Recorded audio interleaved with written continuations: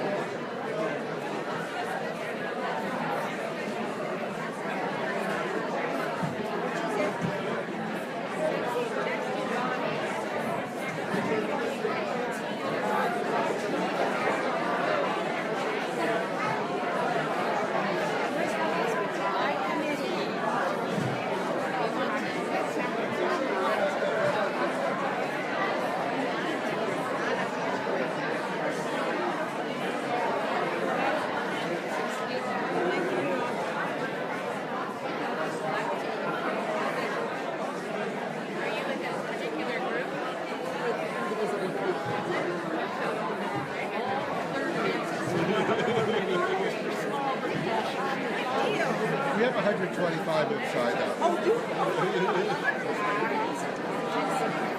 Do you need an agree-disagree sign? So it stands up by itself? Okay. Here are the rules. You only do not use these for people's personal stories. Even if they say, our experience with Obamacare is it sucks. What do you say? Things that Rick says? Sorry? Only use these for things Rick Larsen says. Or if people say, you know, I think healthcare is a right, put up your agree sign if you want to. Somebody.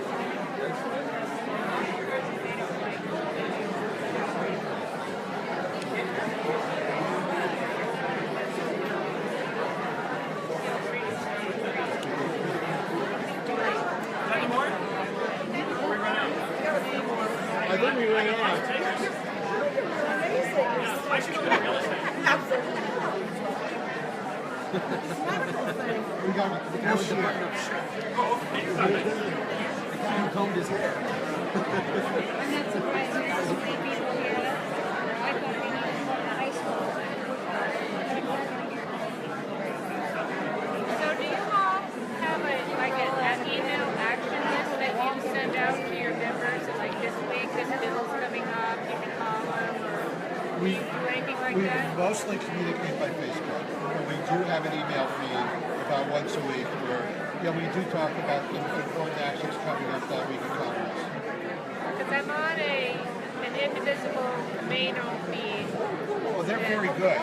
And they have a very, they always send out stuff when there's a We bill run to out, call about. but we're sharing.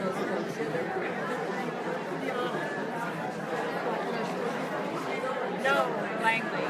But I have friends that live on Camino and they said, hey, and they just send, they're in that group and then they forward the action list to me. Is there? Yes. Yeah. There's a chat with the individual now also. If you search them on Facebook. See, I'm not on Facebook, so Are you on Twitter? I am on Twitter. We have a Twitter. Does Camino have a good Twitter feed? I don't know. I haven't looked for that. I just get their email updates that my friends just forward to me. It's very comprehensive. Indivisible Coop, COUP, is our Twitter feed. We'd love to have you there. So have you all thought about, I've been thinking, well, is there any way we could do any kind of demonstration at the ferry terminal? Like lining the road, it goes down to the ferry terminal on Sunday afternoon when it starts getting lined up, backed up, and people just have to sit there in line. Could we have a whole line of people just all the way up the hill from the ferry? With literature, different Signs. positions on the side. Because they're just sitting ducks. It's boring. It's really boring. And they can get out and interact with you. And starting, as the weather gets warmer, there's more and more weekend people that come, and then there's lines on Sunday afternoon to get off the island down in Clinton. Big lines. You haven't figured out. My name is Larry. I'm Barbara. Barbara, nice to meet you. Larry, what's your name? I'm Stephanie. Stephanie, my partner. I am Rebecca. Hey, Rebecca, I'm going to shake your hand. Left-handed. Great to meet you. Yeah, I There's think that would be something at the ferry. yeah. Could be really Fun. And then we do. some of the time. Well, the more it looks like we're having fun, I think the more it positively affects the people you're interacting with. Even if they disagree with you, they're like, they look like normal people, not violent, dangerous. Thanks for letting me know. We'll talk at 3:30. I saw Larsen come in right after I took him down on the side. Okay, so in the house. Or in the church, if you can see that. Even though Christine or Willie in the town hall Was it? there.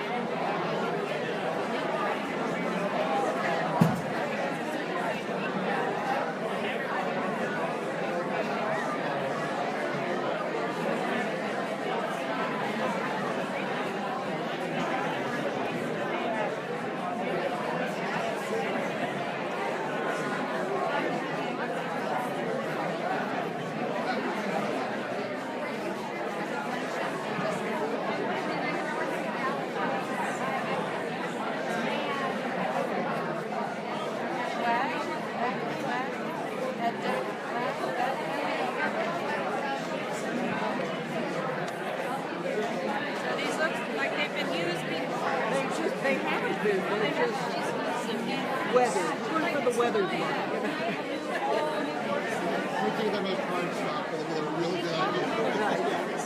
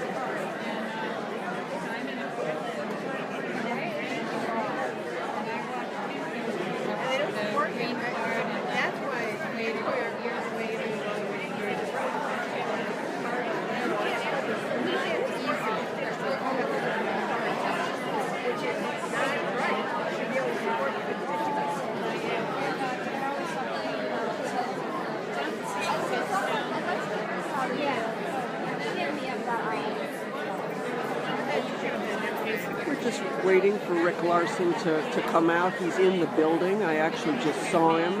And there are a lot of people here. I'd say it's, what, Larry, 200 people? Oh, I'd say about closer to 250, 300. More like 250, 300.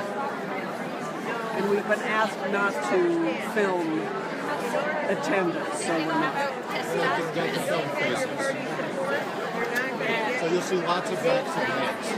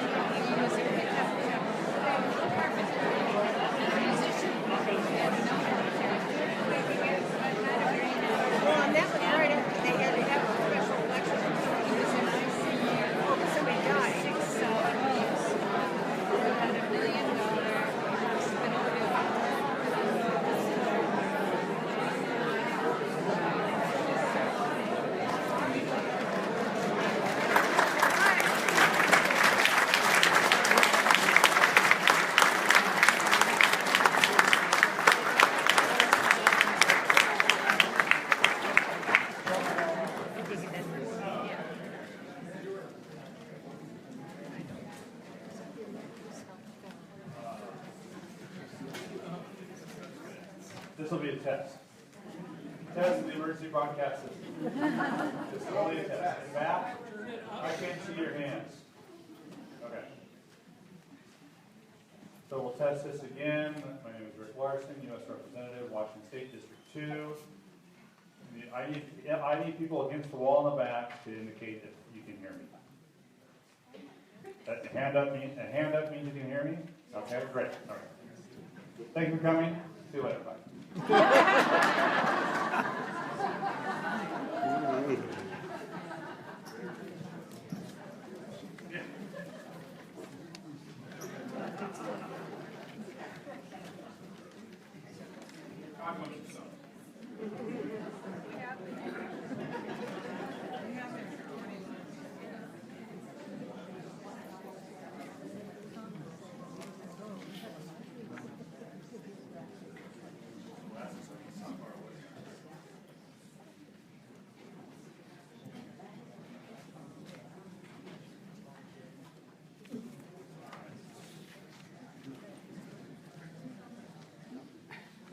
Thanks for coming. So I'm Rick Larsen, and I appreciate folks coming by today. I was in Cedar Woolley this morning and had a good group there, about 105, 110 folks, which is great for the Cedar area. And I knew it was going to be bigger here because apparently on the Women's March there were 2,000 people marching in Langley.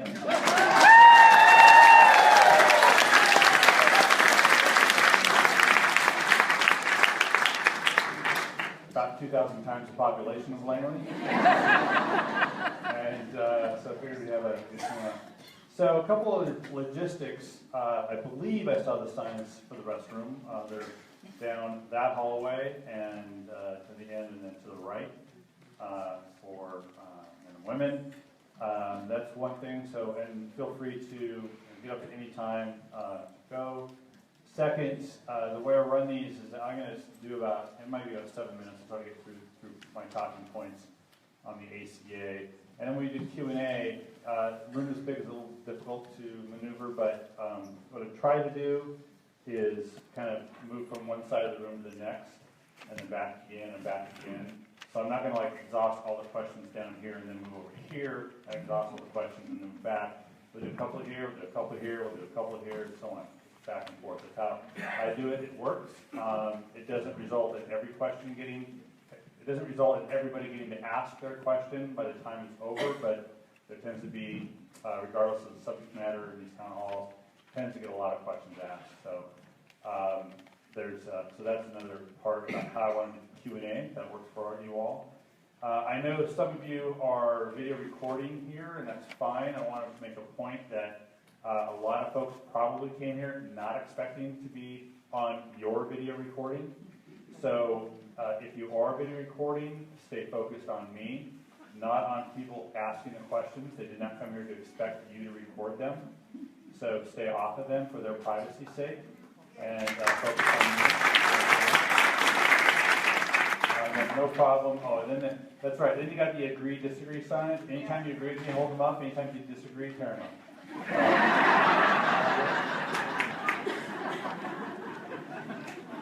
So, usually people applaud when they agree, and they don't applaud when they don't agree. Right? So whatever, you got signs, it'll be distracting for the folks who don't have signs, but I'll leave that to you to take the complaints from the folks that you're blocking.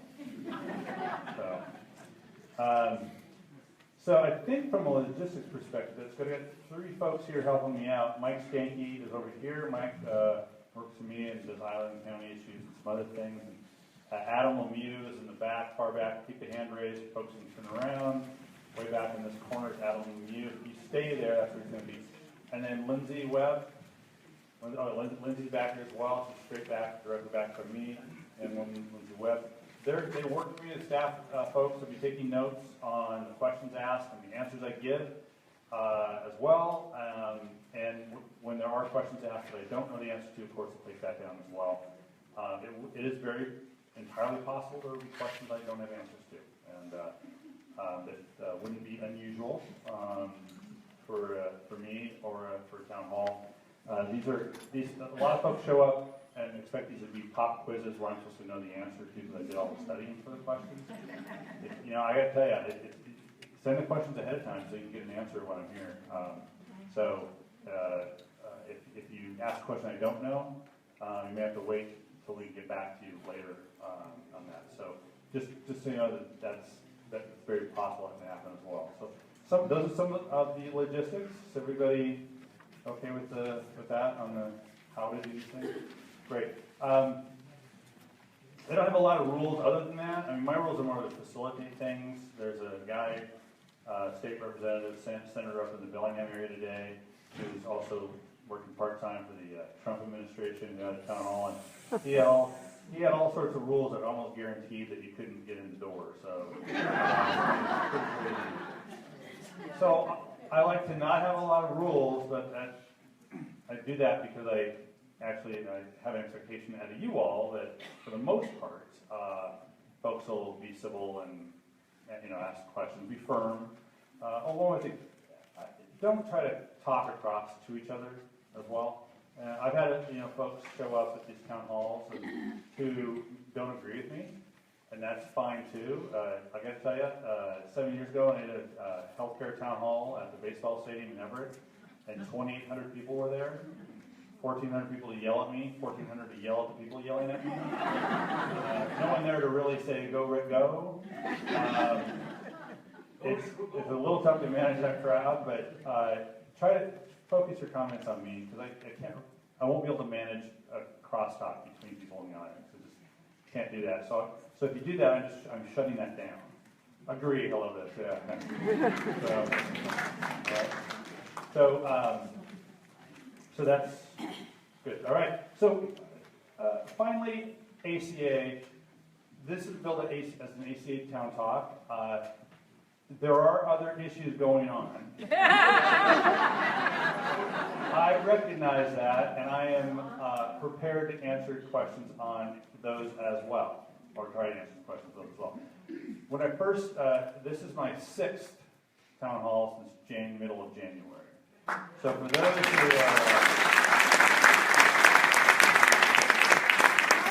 for those folks complaining about town halls, people not doing town halls, I know you're not complaining about me. You may complain about the content, but you're not about what I'm doing them. The first 2 I did, basically, the Affordable Care Act was the thing, and was really the only issue we're talking about. That was before the inauguration. Since then, of course, the inauguration happened, and the number of issues have expanded. So I want you to feel free to ask questions about things that aren't related to the ACA, and that's fine. But the ACA is still an important issue, and still something we have to deal with as well. So with that, I want to just give you my four basic talking points about the ACA and the debate around it. And I'll just jump into it. The first point I want to make about the Affordable Care Act is that this debate about repeal. If it's repealed without replacing it, or if it's repealed and then replaced later, that is recipe for disaster for insurance and for health care and for access. So data from the Urban Institute indicate about 30 million people nationally have been able to get health care because of the passage of the Affordable Care Act. And repealing it would then result in those folks losing it. About 530,000 people in Washington State have been able to get health care, and in Island County, Medicaid expansion has resulted in about 5,600 folks getting health care, and enrollment, the ACA enrollment, separate from Medicaid, about 2,100 folks. The uninsured rate now in Island County is 4.7%.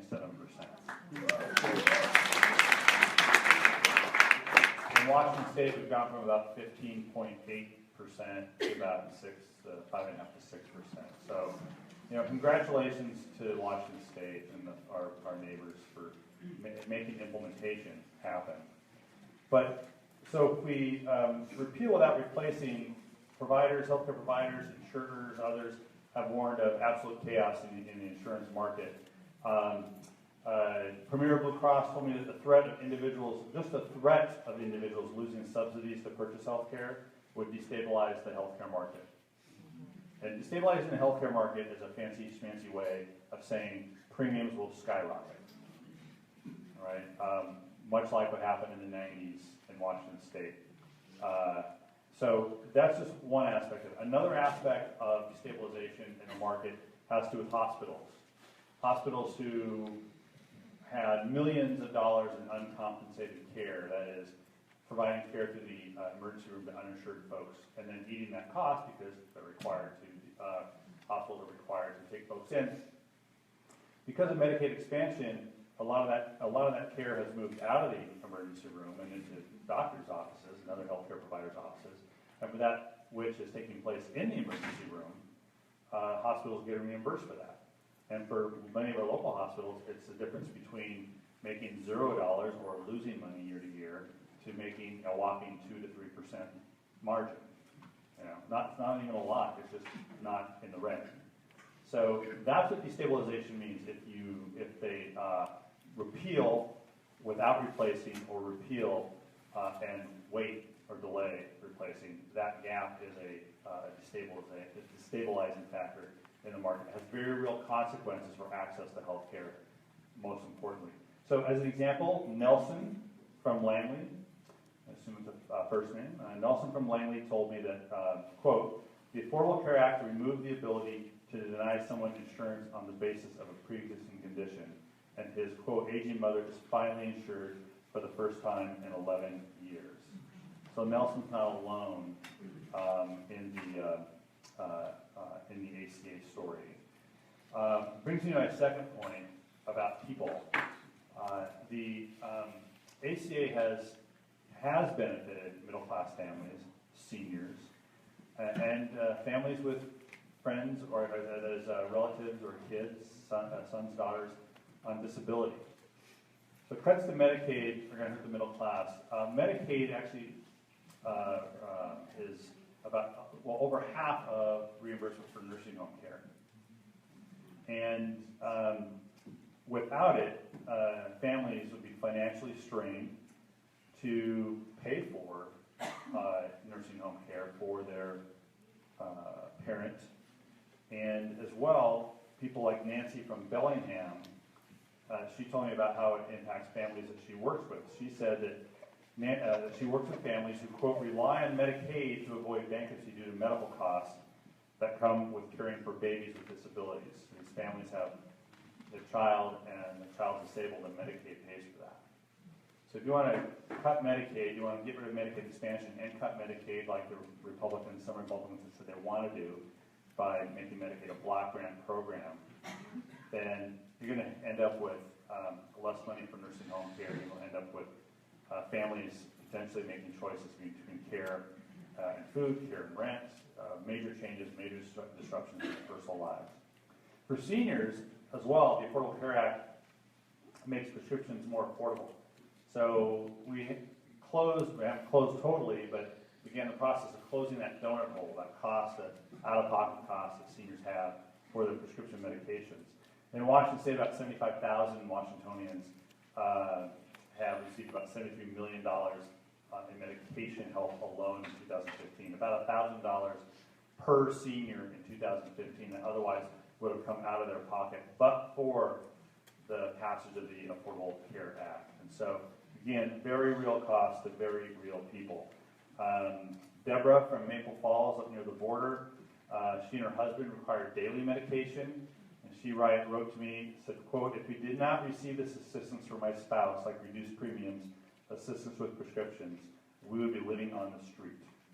So will the repeal of the Affordable Care Act impact Deborah and her husband? It will. I wish I knew how much, but that gets to the third point I want to make, is that the congressional Republicans need to come up with a plan for replacing the Affordable Care Act and allow the American people to judge that plan before there's any action taken on it. So we can compare what's going on versus what we have. It only, to me, seems fair. So after 7 years of calling for repeal, the congressional Republicans have yet to offer a plan, an established plan to replace the ACA. And this week on Capitol Hill, Speaker Ryan announced that he had been going to pull up the disagree. Speaker Ryan, Paul announced that he had a draft plan. But instead of showing it to the American people, it is literally locked behind a closed door in the basement of the Capitol. Along with America's hopes and dreams. No. It is, and I'm not, this is not some, it's literally behind a locked door. Usually that's a metaphorical thing. It's actually behind a locked door at the basement of the Capitol. So your health care shouldn't depend on these vague promises or draft plans. We should be able to judge for ourselves. Put it out there, let us compare. And that brings us to my fourth and final point. Compare to what? What standards should we use to compare? First, coverage. So we know that about 530,000 Washingtonians have been covered because of the Affordable Care Act. Will those folks continue to have that coverage or any other coverage? Just as an example of a standard. Will replacement pick individuals off their health care plans, or will it keep them? We'll expand them. I don't think we'll expand them, but let's find that out. 2.4 million Washingtonians benefit from the fact that there's no longer a lifetime cap on essential coverage, thanks to the Affordable Care Act. Will their plan keep the prohibition on caps, lifetime caps? So that's a quality standard. as an example. Of course, the pre-existing condition question is still out there. 3 million people in our state benefit from having a ban on pre-existing conditions. Will that be protected under the Affordable Care Act? Will those stay in place? And on cost, I know that folks have the challenge of affordability existed before the Affordable Care Act. Challenge of affordability existed in the last 7 years because of the Affordable Care Act. I guarantee you the challenge of affordability will be a long-time problem in healthcare. But how is that dealt with? How do we deal with affordability? If you can compare the average rate of premium increases between 2000 and 2010 to the average rate of premium increases between 2011 and today and the Affordable Care Act, you actually see a number that is lower than it would have been if the same trends had stayed in place. So we actually have seen not a rate decrease, but certainly an amelioration, a relaxing of those rate increases under the Affordable Care Act era. It doesn't mean your rates didn't increase, but it means overall that's what's happened with the premium rate increases in the country. So cost is another standard. So coverage, quality, and cost, those three standards. That's what I think. Not that it's wise to give my Republican colleagues the benefit of the doubt, but if it is so great, they should show us the plan. They should let us judge before there's a vote, and we should have standards to judge against. To date, they are avoiding this, and on Tuesday or Wednesday of this week, the first hearing to mark up their plan is scheduled.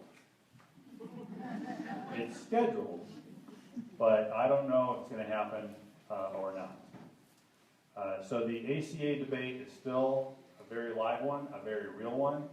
I would just note that there are a metaphorical 1,000 steps left if they want to be successful in repealing the ACA. So don't get bogged down if there's a committee vote or something comes to the floor of the House. We're a long way from there. And so stay in tune, stay in touch. If you support my position, keep supporting my position to fight this repeal. So with that, I'm going to end my comments. So I wear glasses now, so I can see in the back. It's all blurred in the back. I can see art perfectly fine, but I need to put these on. Oh, there's people there. Okay. So with that, I'm going to open it up, and again, remember, we're just going to kind of flow back and forth a little bit. I'll do my best to answer questions. If we get ACA one first to kick it off, just so we can say we focus on it, and then focus on it, that's fine. Yeah, to a degree. I'd like to do my one. Oh, one more thing I have to talk about. I'll paraphrase questions and comments, so you need to be brief so I can paraphrase it. But I don't want folks in the back saying, I can't hear you. Let them talk. I'll do my best to paraphrase so folks know, okay? Okay. ACA and the election passed when we talked about Trump saying he was going to do even better than Obamacare. Cheaper, better, everything. He got Republicans on board to vote for him for that. We know that Bernie talked about single payer. We know this country is ready for single payer. My biggest overall, this is ACA related, my biggest overall question is, Democrats do not seem to be supporting people, but corporate issues like fast-tracking TPP. Our senators did. How do we get people to focus on single-payer Medicare card? Why? My question to you is, why do Democrats in Washington now coalesce and say, it's obvious we need single-payer Medicare for all, and just stick to it? Why? That's what the people want. Why is that not happening? Thanks.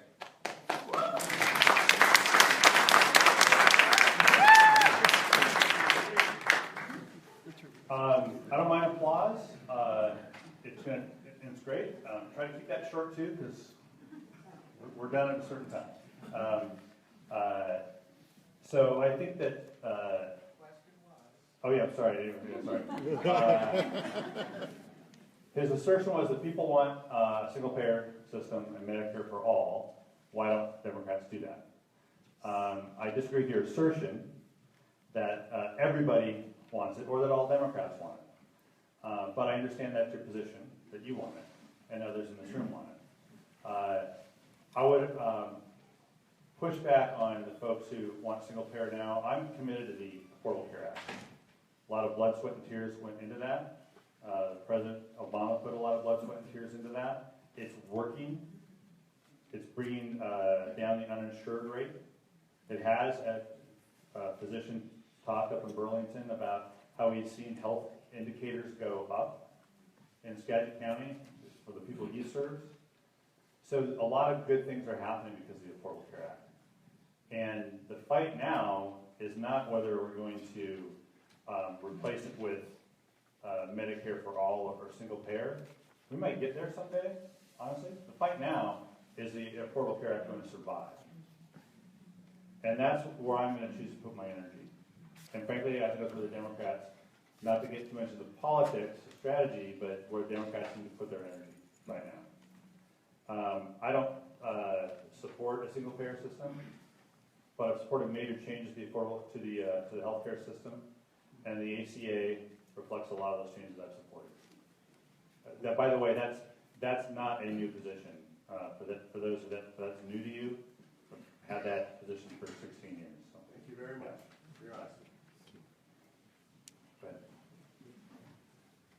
Yeah, Congressman Larsen, I have a question related to one of these other issues that you mentioned. By the way, this is exactly how you ask a question. Stand up and project. So I will keep it short. I know that you know that thousands of your constituents are negatively impacted by these overflights from the Coopville airport,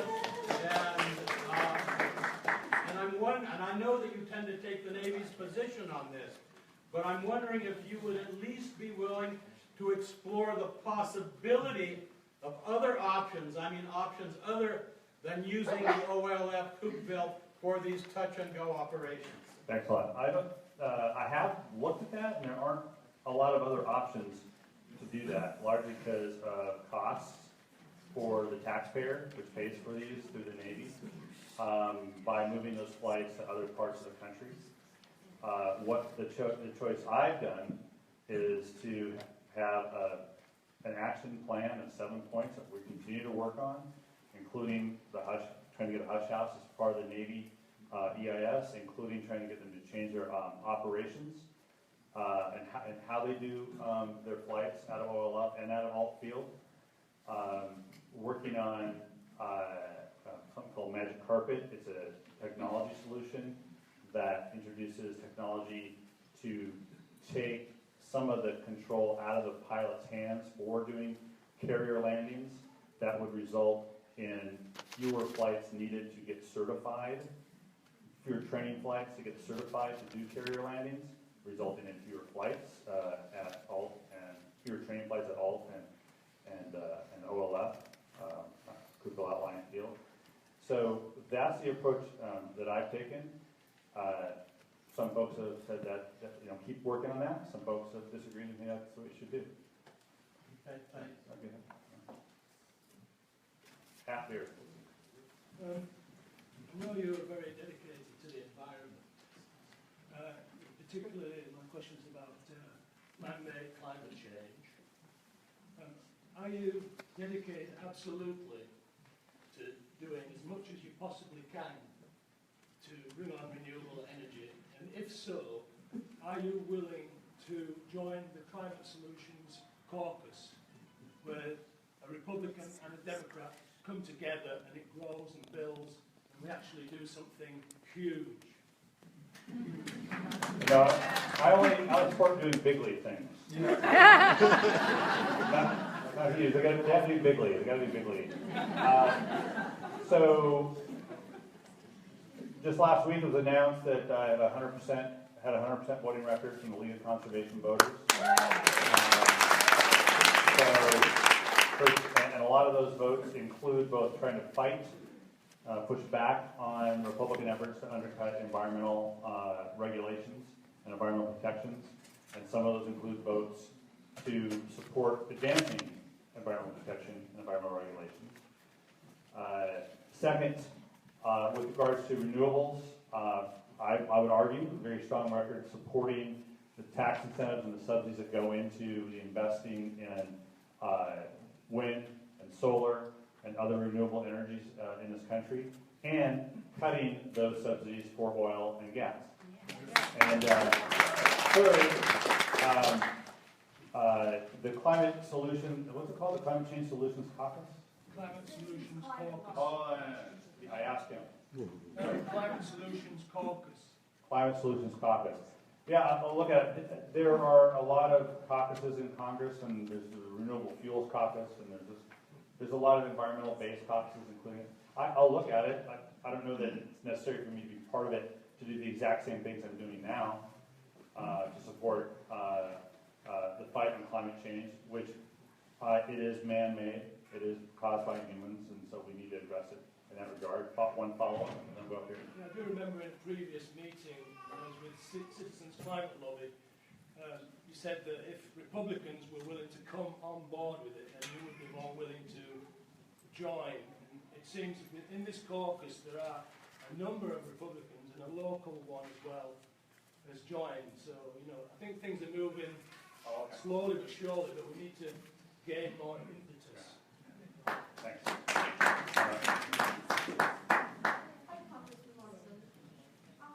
My son has cerebral palsy and depends on Medicaid for his health care insurance. What steps do you plan to take to prevent cuts to Medicaid? Any and all steps. So the question was about child with cerebral palsy, and as a result, how old is he about? 30 now, yeah. So he uses Medicaid insurance for health care. Well, I'm going to have a lot of opportunities to fight cuts in Medicaid, I think, in the next 2 years. Because that's really not an applause line. It's a reality. Because there are a couple of approaches the Republicans talk about taking. One is to provide dollars to the states for Medicaid on a per capita basis, on a per person basis, not on a per capita basis on everybody in the state, but those who are currently on Medicaid. And then the plan, if I got this right, they haven't talked about this, but then they will, over time, make that per capita payment less and less and less. The other thing is that they want to block grant Medicaid. So to block grant Medicaid, I'll call on folks. I'll get there.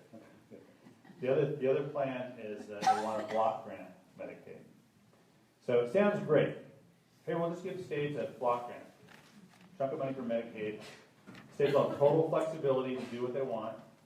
And isn't that great that states have total flexibility to do what they want? It is if they give the state enough. And it is if the next year you give them that amount plus inflation. But that's not the plan on block granting. The plan on block granting is to cut that money down year after year after year after year. That's how they're going to approach it. So I assume I'm going to have plenty of opportunity to fight this fight against cuts in Medicaid. Because you bring up the point I'm trying to make is that it's not about a program. It's not about Medicaid. It's about the impact that these cuts will have on the people in our communities. It's very real. It counts for those moms and dads and the sons and daughters. What happens and to the program. And folks who aren't doing these town halls, they're my colleagues, and I work with them, and I work with folks I disagree with all the time, but they are avoiding hearing these real stories. It's not about showing up and getting yelled at. We get yelled. Members of Congress get yelled at all the time. It's about showing up and hearing that what they're going to do is actually going to harm people in their communities. And if you don't show up to hear it on the Affordable Care Act, then it never happened. So I'm glad that you're all here, and I hope that some of you, if you have friends in other districts around the country, you would keep encouraging your friends to keep pressing their representatives to show up to hear these stories. Okay, very, very, glasses black. There you go.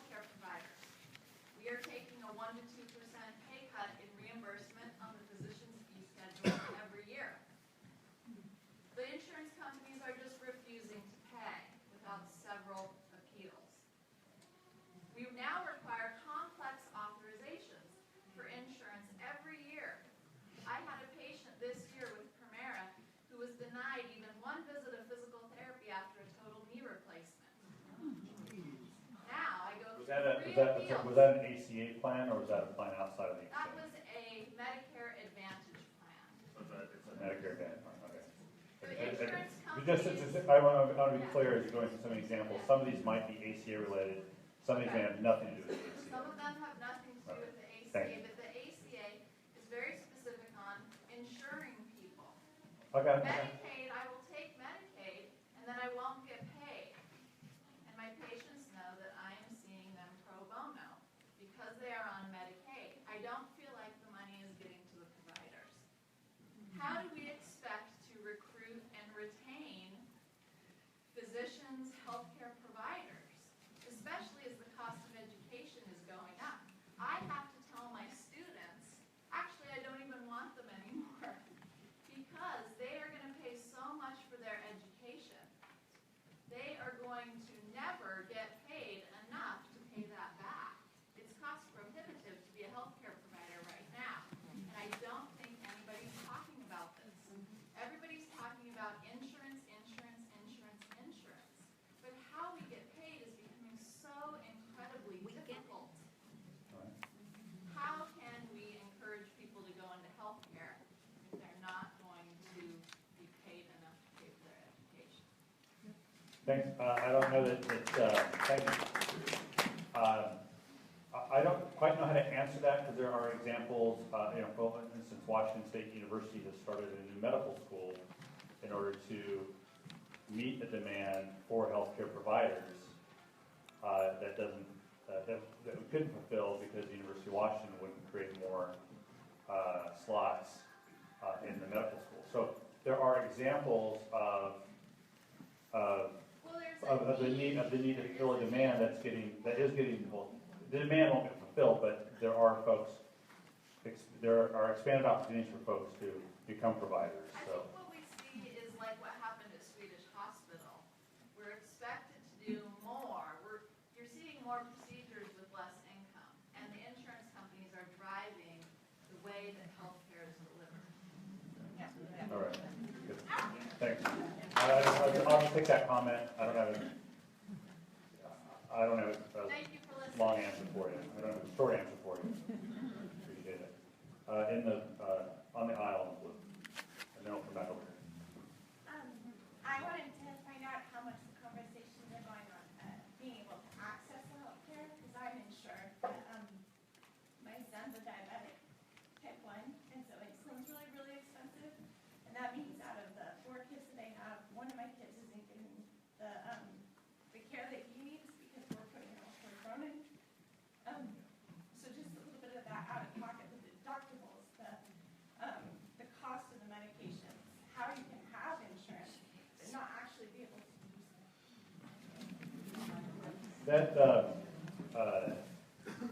it. Thanks for bringing the story, by the way. I appreciate it. And then every year the Juvenile Diabetes Research Foundation, JDRF, sends out folks here from Washington State and their juvenile diabetes ambassador from the area comes to talk to members of Congress. So you're hearing from a child who lives with juvenile diabetes, and we're never going to understand what that means unless, as members of Congress, unless we know people or those people make an effort to find us. So I appreciate the continued effort of JDRF. Getting to the particular point, part of this is I think an issue of the care specifically that young people with diabetes need, and how we can make those medicines and the equipment to administer those medicines accessible here and affordable here. In the last 16 years, that technology has changed.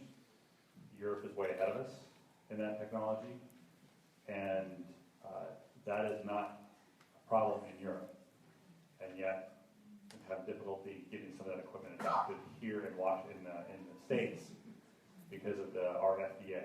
And one area where the FDA needs to catch up with Europe. For those who have kids with juvenile diabetes, know what I'm talking about. I won't go into the details on it, but the regulatory environment for introducing proven technologies on any number of issues, including diabetes, the process is bogged down. So we can try to speed that up, clear the brush on that. Third point is that the ACA wasn't a solve to every problem type of bill, but the fact that we've lifted lifetime caps on benefits, the lifetime out-of-pocket max is lifted, means that costs are going to increase if you do nothing else with healthcare. But that's why there's an individual mandate as part of the ACA in order to encourage everybody, or as many people as possible, to get into the pool, to jump in the insurance pool, so you can ameliorate those costs. And part of addressing the issue with high costs is addressing the issue of the pool. And just trying to spread the risk out more so that those costs don't increase as much. That's how I believe I approach it. And but the individual stories I hear are very important to me, like this one and others who've been on the line to let me know their stories. But I need these stories to go let my colleagues know that these stories have to exist in their districts too. They must exist. And it's the only way we're going to be able to win this fight, to do this, might be a holding action just so we can get to something else. At least prevent them from ripping apart what we put in place. Yeah, you've been standing up. Hi. So this woman just said that she can't afford medication for her child. Right? Like, let's really let that sink in. And what you're saying is we've made some improvements with the ACA. There are so many people that are not covered. There are so many people that can't afford co-pays. You didn't give an answer. What are you going to do? Are you going to fight insurance companies? Or are you not? How much money do you take from insurance companies? How much money do you take from fossil fuel companies? Your record is what it is, and your donation record is something. So, this is real. People are dying. And I don't think you get it. You really don't. You don't live with us. You don't live in our community. You don't understand the struggle. Thank you. Rick, I'd like to ask a little broader question, trying to make sure everybody hears it. We have a big national debt, and a lot of economists say we can't do that forever. We will have consequences someday.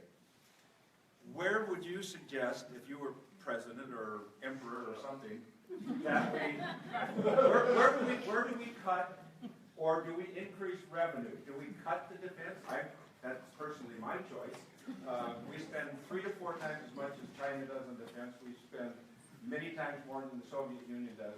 I won't pontificate. What is the broad solution? Unfortunately, we only scheduled this meeting for 19 hours today, and I can't answer that question. But good. So, in broad strokes, the issue of debt is important if our economy is not growing, and ultimately you need to have economic growth because your debt to GDP ratio, not to get boring for people, but the amount of debt you have relative to the amount of income you have, in this case, public debt versus GDP, is the important standard. And keeping that number low is important. What the president is proposing, as far as I can tell, the actual budget comes out in a few weeks, is that between tax cuts and defense increases, you're going to see a deficit hurtling back towards $1 trillion a year in about 2 to 3 years.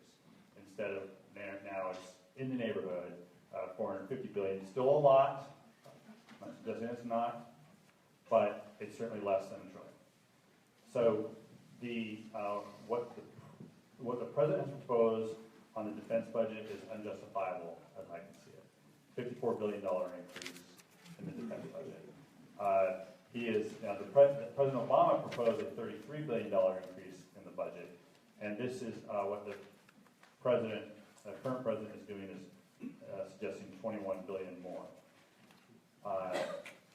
What's different is that he's proposing a $54 billion cut in domestic agencies, 70% in the Environmental Protection Agency, 17% in NOAA, which is not the guy, not the Arctic guy, but for those that follow us, National Oceanic and Atmospheric Administration. Plus, there's talk about corporation compulsory broadcasting being cut, Big Bird going away again, National Endowment for the Humanities being cut to zero as top of that. What he's proposing is sort of cutting the fabric of our society and to increase defense spending. So, what does all this mean? I think there's a combination of the cuts somewhere. The way you do this is cut somewhere, and tax increases as well, so that the growth of the deficit, the rate, begins to drop. Maybe it doesn't go to zero yet, or negative, but it begins to drop. But the way he's approaching the budget, and the fight we're having, the debate we're having now, is unsustainable as far as our budget goes, and he's also going to assume, I understand, in his budget, a 4% economic growth rate.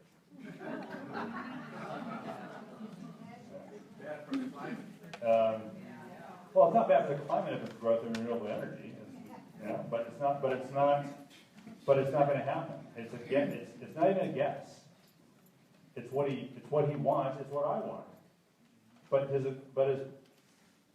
economic growth policies are not going to get us 4%. They're not going to grow out of the problem of deficit addition that he's creating. And that's sort of the forward of the book. That's the answer to your question. Okay? Thank you. From there, there's a lot more going on. So, how do you, right here. I'm sorry. Don't be frustrated, don't call on you. As soon as I'm folks, I don't call on you. Hey, my name's Nathaniel Talbot. I'm an organic farmer on the island, and I represent a coalition of a lot of other organic farmers and otherwise sustainably minded farmers on the island here.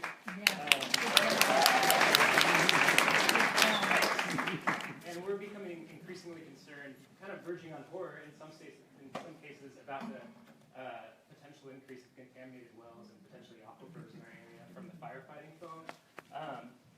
We work year-round to try to be good stewards of the land, provide clean and nutritious vegetables for our customers, and unclean water, toxic water, completely eliminates our ability to do that. And not only does the water itself provide a huge concern, but the public perception around our community's ability to grow food and sell food amongst the economy or amongst the region and off the island to Seattle is deliberately threatened by just the understanding that Whidbey has some contaminated wells.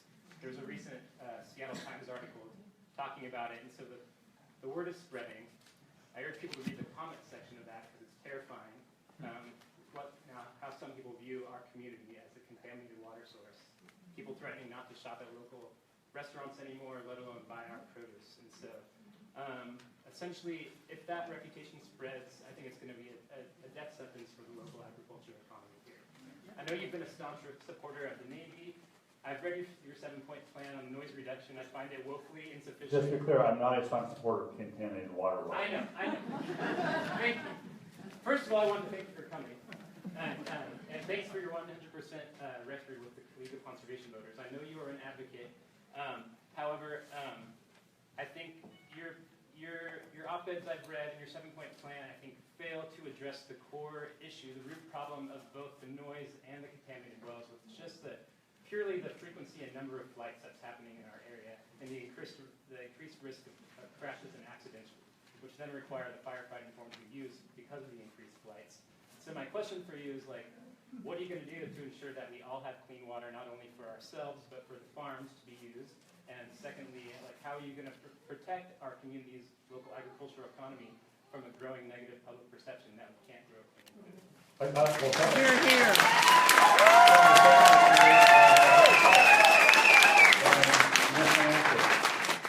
On the second question, I'd offer. Yeah, I know.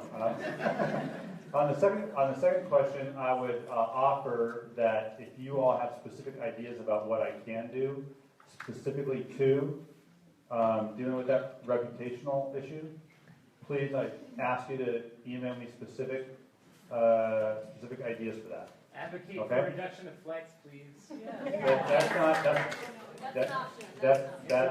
That's fine. You can do that one too. So I'd ask you to offer some ideas of what I can say, what I can do. Perhaps going to the Star Store and buying locally grown food and putting it up online so the 16,000 people who follow me can see that I'm doing that. Yes. Right? Yes. So there's things like that I can do. So if you have other ideas, then as well, let me know. Regarding the wells, I'm following it too. I can't go out there and I'm not a scientist. If you go out there and actually do the work, that work is getting done. We've been following what the Navy is doing to test the wells, and I'm as interested in the results as you are. When they get results, then there's something. Well, we can assess then what to do next, depending on the results. Thankfully, we have an environmental protection agency. We had. That sets standards against which contamination can be measured. And if you want to help me, then you can help me keep the environmental protection agency. That's what the Navy is. The Navy is using standards that EPA has set in order to make those determinations about contamination. If those standards aren't set, or that's a recommendation, but they're following them, if that doesn't exist, then it doesn't matter what's in the wells, because the Navy wouldn't act otherwise. So that's another thing that you all can do to help me.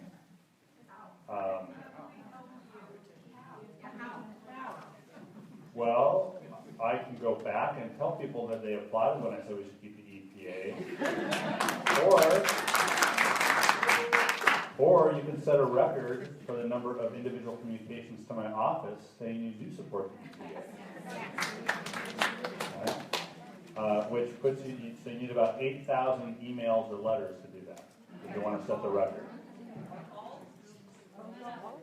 You can call, that's fine. I've got, it's easier if you email, but calling's fine. Are emails actually better? I can answer that question. So are emails better? Emails are better. Only because we can manage them better, not just in terms of coming in, but also logging it. It's easier to log emails because we can save those at the end of the day and then say count them up. Phone calls is a little tough when you're slammed. When we get slammed with phone calls, which is fine to do that. I'm not suggesting you don't, but it's a little harder to sort of account for that. And we like to, if you're calling from the district, we like to account for you being from the district. Otherwise, you're just going 1, 2, 3, 4, and count them up. And we can do that, but I prefer not to just count up the calls we get, because then you'll never get an email back from me because I don't know who you are or where you're from. So, let's go in the back, down in the glass. Yeah, there you go. Yep. This is a whole different topic. The city of Langley is wrestling with the issue of sanctuary cities, and we wondered if you might have some opinions and guidance as to what the risks versus the rewards might be. That's why you have city councils and mayors. So I'll let them decide, and I'll let any city decide whether they want to do what they want to do in terms of sanctuary city. I got a longer answer. You want to follow up? Yeah. The question is, are there real risks with regard to such things as losing funding for our police force or other such? Are there real risks? I know that the president has said that there is. That doesn't necessarily mean that there is. I know that sounds funny, but that's true. He says there is, but I don't know if there is. But it's not any rational decision maker, local elected official would take that into consideration when they're making these decisions. And if they're willing to live with that risk, then they would. it's just making a decision so you know based on all the facts that you can get. And so I'm not going to recommend a city does it or doesn't do it. Just say that they should be wide-eyed about doing it. There's probably some level of, well, there's certainly some level of, and I'll use the word coercion, but I don't mean it like really bad. I mean the federal government, we say you have to drive 55, you have the speed limit in the state has to be 55 or you lose federal money for highways. There's an example of where the federal government said, if you don't do something, then you're going to lose money. So it's not like that doesn't happen, all right? So but I don't know that that principle is broadly applied, that is to every single issue, whether there's a relationship between the federal government and the state, or the federal government and cities. And it's getting into some broader constitutional issues about whether the federal government can do that in this particular case on sanctuary cities.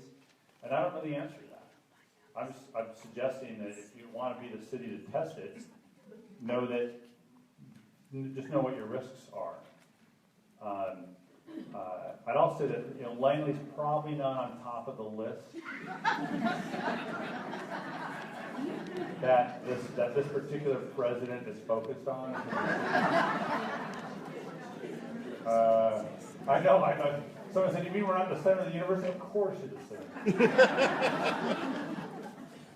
Maybe not to President guy in the office, but to me you are. So I don't have really advice beyond that. And let me back up the broader principle here, is that I expect that I don't expect. The rumor is that this coming week, the president's going to come out with another travel order. Will it be a ban? The last one was a Muslim ban. The last one was discriminated based on religion. The last one was everything a moral foreign policy should not be. Okay? And I just met with the Refugee Project folks downstairs. This is very important that we continue to be a country and a state that welcomes refugees to our shores.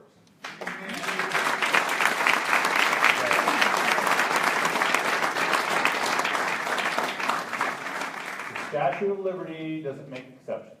She does not make exceptions. We should vet, and we do vet.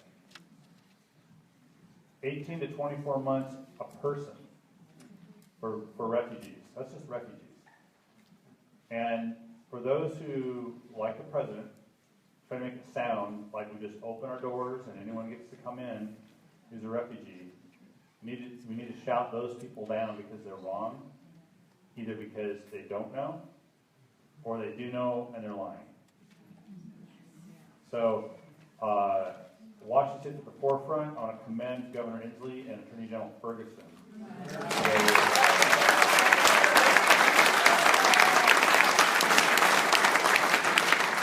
And I hope that we can continue to be active in being welcoming.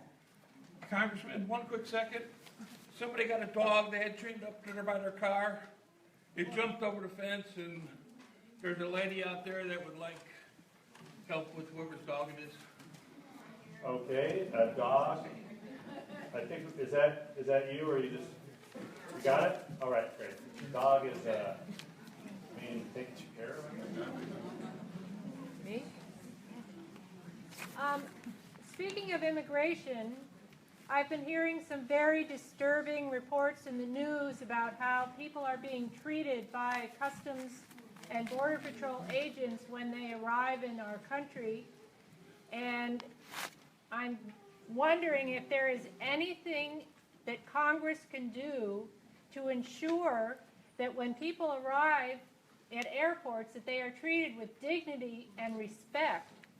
What can be done to stop people being treated in disrespectful and demeaning ways when they come to our airports. Thanks. I think that one of the problems that we face in this country is that when our leaders make it okay to do bad things, people will do bad things. The flip side is when our leaders are examples of doing good things, people feel like they should be doing good things. And this president has made it okay for some people to be like him publicly. And unfortunately, not all agents, unfortunately, some of the agents at Border Patrol, at Customs and Border Protection, and it's been few, but it's been some, have found it okay to be like the president. A great example of this is Muhammad Ali Jr., who comes back from Jamaica. He was in the Caribbean somewhere, comes back to Miami, and the guy literally asked him if he was a Muslim. Well, the answer is probably yes. I'm pretty sure if he followed his father, it's probably yes. But that's wholly irrelevant. Totally irrelevant. It's inappropriate. It's probably illegal to ask that question.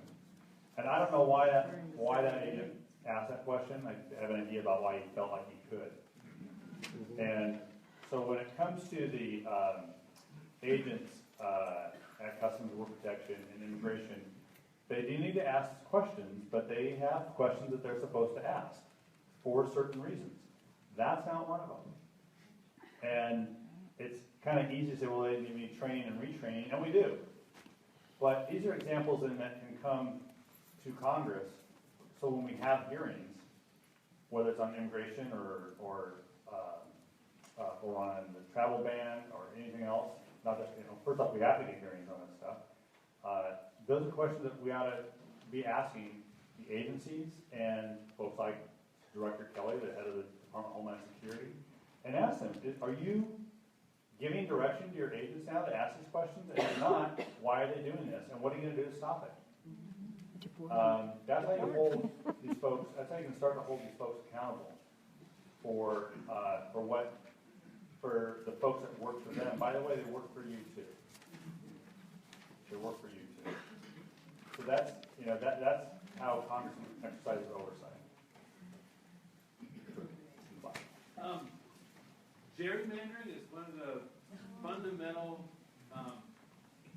broken systems in the United States government right now. There's a huge disparity in the way that people vote versus the way they're represented in our government. And I'd like to know what you can do and what you can recommend for us to do to try to get around that. A specific plan to address that after the next census. Yeah, so the question about gerrymandering and what it means for representation.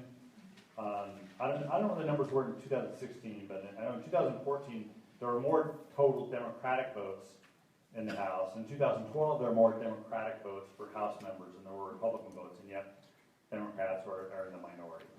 I don't know the 2016 number. I'm sure it was the same thing. So it's certainly not a proportional system, and it never has been a proportional system. Gerrymandering is the exercise, as you probably know, of taking the redistricting process and drawing the lines to favor one party or one person, specifically over the other party or another person. And as a result of that, you end up with these crazy-looking districts, including the original gerrymander that looked like a salamander, which is drawn for Eldridge Gerry from Massachusetts. That's where we get that term. And it continues in this country. So what we can do is, I would argue that we should do what we do in Washington State, or now in California, or in Iowa, where they have commissions. So what the problem that we face is that legislatures draw these lines, legislators draw these lines, and who's ever in the majority in those legislatures, and who's ever holds the governorship, ends up driving the shape of these districts. And so we can fight it one of two ways. One is to try to, state by state, to get states to adopt these commissions So you have essentially election masters, call them masters, draw the lines as a recommendation for these commissions, and these commissions then go out to hearings, and then you get lines drawn, you get them approved, and so on. The other way, and is to fight fire with fire, and the Democrats, we actually have a 6-year plan. This is on the political side. I'll just describe it for you. But a 6-year plan to raise the money to try to win state governorships in 2000 and state legislatures in 2020 and 2000. Great job. 20 years too late. In 2020, so that we have governors and state legislatures in place to be part of drawing these lines instead of having Republican governor and Republican legislature draw lines in Pennsylvania, as a for instance. So that there are Democrats at the table in the majority drawing these lines. And you will actually end up with, if there's a Republican governor and Democratic legislature or vice versa, you'll actually end up with districts that are much more swing than either hard left or hard right, hard Democratic, hard Republican. And we don't have a lot of swing districts left in the country relative to the 435 total seats. So that's the other way to do it. And I think that's, that's within the system. There's an argument that we can do redistricting reform nationally. Yeah. It's a little, I don't know that I agree with that argument. I have to look at it a little more. The Constitution is really clear that states, it doesn't say the states draw the lines, but the states draw the lines, and that's driven out of the Constitution. If we're going to try to change that, I would fight first. If I had to choose to fight anything in the Constitution, I would fight to overturn the Citizens United decision to get a constitutional amendment.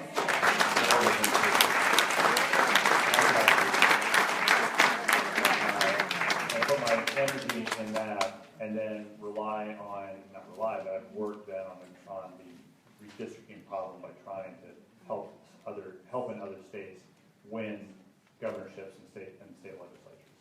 That's how I would approach it. And the glasses and the beard. No.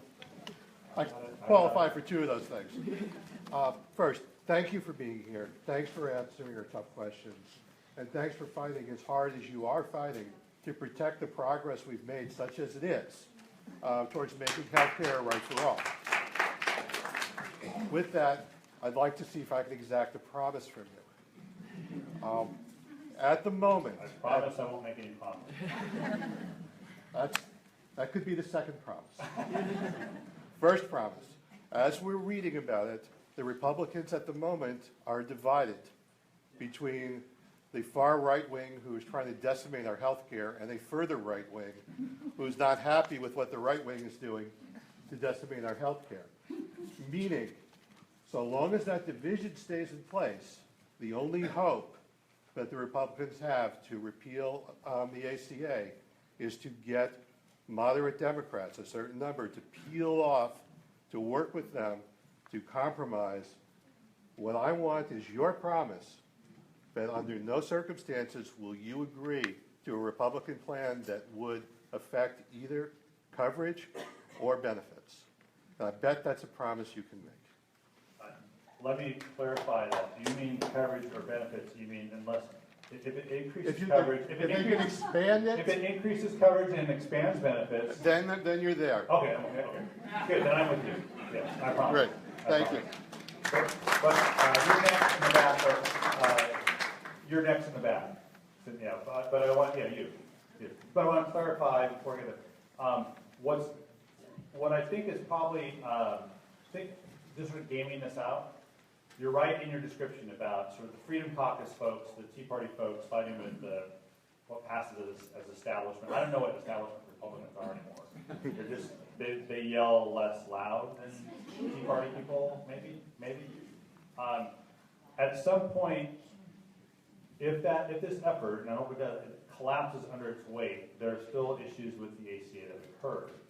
And if the Republicans want to come to not to moderate Democrats, but to the Democratic Party and say, hey, there's these three things we want to work on, and they're okay to work on, then I think we would work on that to try to improve the Affordable Care Act. But we shouldn't give that up until they get a chance to collapse under their own weight. And my view, and I've been honest or clear about this with folks, I'm always honest and clear about this, is that I want them to collapse under their own weight. Because I think if they're successful, it's bad for healthcare for people in this country. So I don't want them to be successful in that. I don't think that should be a shock to anyone. But then at that point, you want to come back and say, well, what are the 3 things you all want to fix? Then I think it's fair to say, well, these are the 3 things you want to fix. Are you going to do this? So long as you've promised, I'm happy. All right, great, thanks, Sam. And I'll go back over here next. There's only a limited supply of rental housing on Whidbey Island, and with all these squadrons coming in with Navy, they're not supplying housing on base for all these people, and it's affecting the locals as far as having availability for housing to rent, and some people that are homeless because they can't get into anything. And I don't think it's fair. I want to know what you can do about that. All right, thanks. I'm not sure, first off, just to be clear, it's not my decision that the Navy has moved squadrons here for P8s. I don't make those decisions, the Navy makes those decisions. So I'm not trying to beg off the responsibility for the housing side of things, but those are big Navy decisions that happen in communities all over the country when it comes to Navy and housing. So there are good folks here on the island who are involved in the Island County Housing Authority, who we're working with to try to help them identify both who's homeless, and how to get those folks into housing. We're available to help with the Housing Authority and the county when it comes to community development block grant money to try to develop affordable housing. We stand ready to help to do that. As far as the private market housing, that's out of my lane, that's out of my area of responsibility. It's really more of a local issue that I don't really have a role in as a member of Congress. So we tend to focus on, when it comes to housing affordability, on homelessness and low to moderate income, and work with the county, but really work with the Island County Housing Authority to address that socioeconomic level of folks to try to get them into housing. We're working with on the Navy side, on the education side. There's going to be a pig and a python problem in Oak Harbor, the school district. You're going to have a number of folks come in with kids, and that population in the Oak Harbor School District, so the kids is going to go like this, and then it's going to come down, not to what it was, but it's going to come down, so that about, 3 to 5 year period, the Oak Harbor School District can't make a capital investment to accommodate those kids because they don't need, that capital investment has to be 25 years, not 5 years. So we're trying to get the Navy to, big Navy, not the local folks, because they do recognize it. It's about getting the Navy headquarters to recognize the problem and what can they do to help specifically for the school district to help them accommodate that pig and a python moment until that number levels off, and then the school district can do a better job of long-range planning and consistent capital investment planning. What about more housing on the base? Can't you push for that? The question is, can I push more housing on the base? No, the Navy is not going that route. In fact, most future housing for the military overall is not Navy-based. It's not base housing. They're not going that route. We're doing public-private venture partnerships, which had a terrible, terrible rollout. But the problems associated with it have actually leveled off, and they're trying to do more to not the military. The Pentagon's trying to do more to have their folks live in the communities as opposed to live behind a fence line and not be part of communities. So you have a beard? Yes, I'd like to follow up on the economics of the Navy. I'm part of an organization called the Sustainable Economy Collaborative. We produced a report we sent to your staff outlining in the last over 10-year period, the Navy has taken out of our economy $122 million. Part of it is schools, part of it is lack of payment of taxes. Is that a net number? That's a negative number. A net number? Yes. This is based on missing tax revenues and missing support of the local economy from the way the Navy shops. So the question is, there is a mechanism called payment in lieu of taxes, which the Navy and the military does not participate in. Our calculations show about $10 million a year to our island county government and economy would help pay for things like housing and schooling and things that will allow us to develop the economy in a more diverse fashion. So would you support a payment in lieu of taxes for the Navy so that we can get some money back so we can address some of these problems locally? Well, I appreciate the solution that you bring up. I appreciate the solution that you bring up since I think maybe the first, it possibly can be the second time, but I think maybe the first time I've heard of it. The short answer is I'll look at it, but I'm not going to make a commitment to something that I just heard about. I will say this, the PILT, Health Payment in Lieu of Taxes, PILT program does exist. It's largely focused on forest resource-based economies and school districts and communities, and it's tough enough to, it's difficult enough to get the funding established for PILT as it stands. And we're probably not going to get a lot of help from this administration on PILT as well. So it may not be the model, the ideal model, but again, you've got the report. I'll let you know, take a look at it. Follow-up? Follow-up? Yes, so the Navy advertises how much money they put into the economy. We're just trying to balance the accounts here because we're taking money out of our economy, such as the example of schools you just cited. Yeah, and I understand. That's why I asked if it was a net number or it's just a negative ledger. Yeah, great. There's a hand floating around above the, there you go, there it is, yeah. Thank you. You talked about cuts that Trump is proposing that really get at the very fabric of our society. Yeah. And you've also talked about EPA. And those cuts are the arts, the humanities, Center for Disease Control, NOAA. So I have a two-part question. What is the Democratic caucus strategy for, so you're not just doing EPA and somebody else is doing arts, and what's the strategy? And then even if you're successful in avoiding those cuts, the executive branch can refuse to spend the money once it's appropriated. So, what's the strategy, I guess? Yeah, thanks. On the second point, it's actually against the law for the executive branch to refuse to spend money that Congress appropriates. Actually, that's what Nixon tried to do, and so we changed the law. The president, under the Constitution, has a duty. I forget what the term is, but the duty to, if we pass a law and the president signs for a law is in place, the president is obligated to try to enforce that or to implement that law.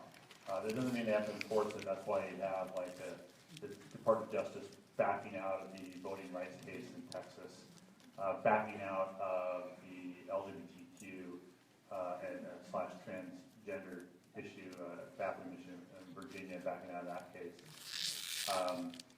So there are circumstances where the executive branch can refuse to move forward on what a previous one did, but they just can't simply say we're not going to do this. They sign it in, and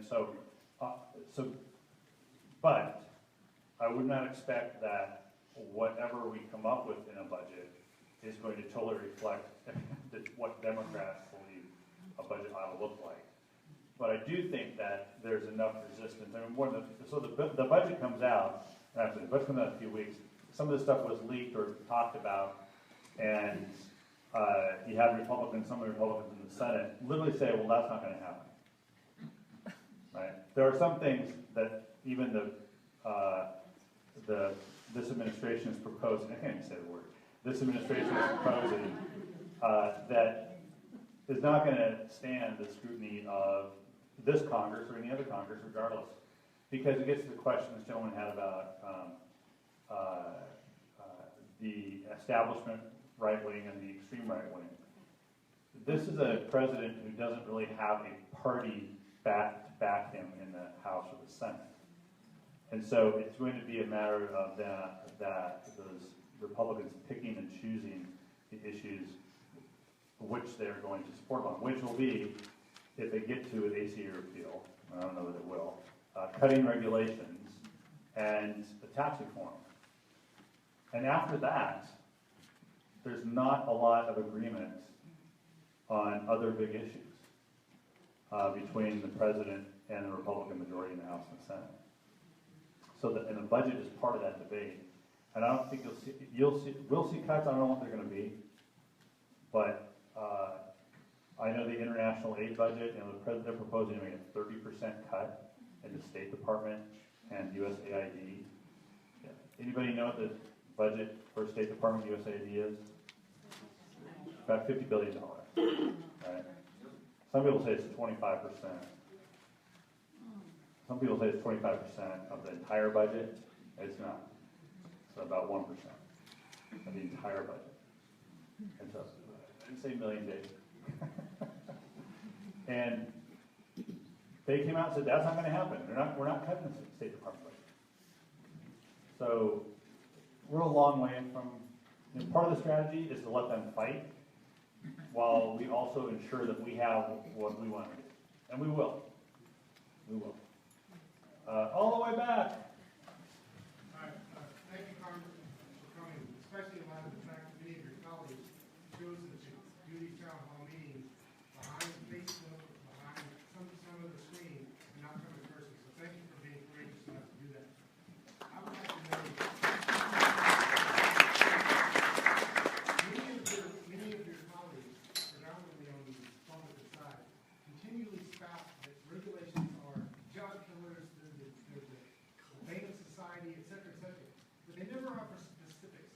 So since you're privy to these conversations that we are not, what regulations do they want to get rid of so bad that they continue to hammer on?